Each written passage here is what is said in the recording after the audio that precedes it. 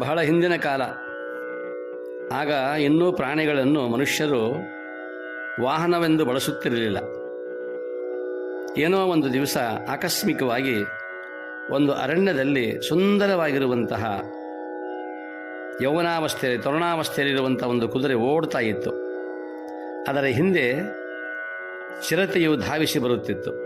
ಚಿರತೆ ಆ ಕುದುರೆಯನ್ನು ಹೊಂಚು ಹಾಕಿ ಅದು ತಿನ್ನಬೇಕೆನ್ನುವ ತವಕದಲ್ಲಿತ್ತು.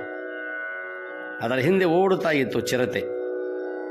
ಆಕಸ್ಮಿಕವಾಗಿ ಅಲ್ಲಿಯೇ ಇದ್ದ ಒಬ್ಬ ಬೇಡ, ಒಬ್ಬ ವ್ಯಾಧ ಚಿರತೆಗೆ ಬಾಣವನ್ನು ಬಿಟ್ಟ.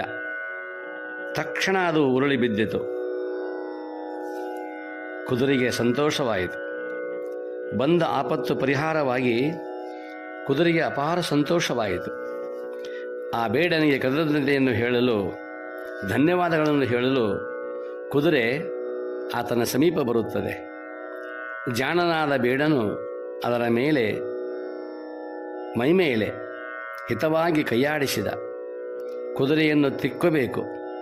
ತಿಕ್ಕಿದ ಹಾಗೆ ಅದಕ್ಕೆ ಉನ್ಮಾದತೆ ಬರುತ್ತದೆ, ಪ್ರೀತಿ ಉಂಟಾಗುತ್ತದೆ.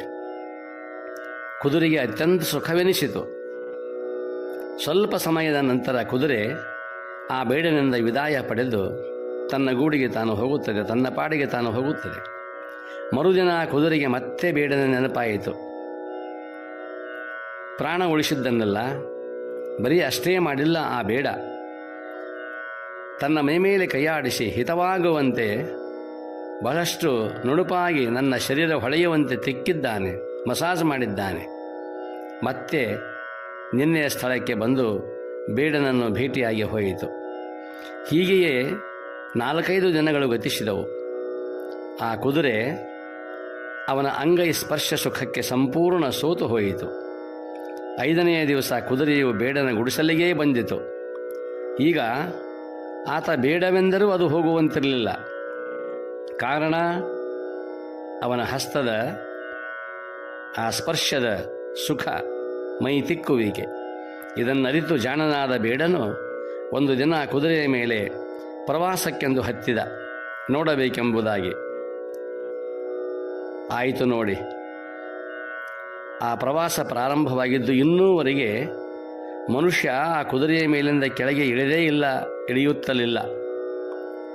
ಕುದುರೆಗೆ ಏನೂ ಮುಕ್ತಿ ದೊರೆತಿಲ್ಲ.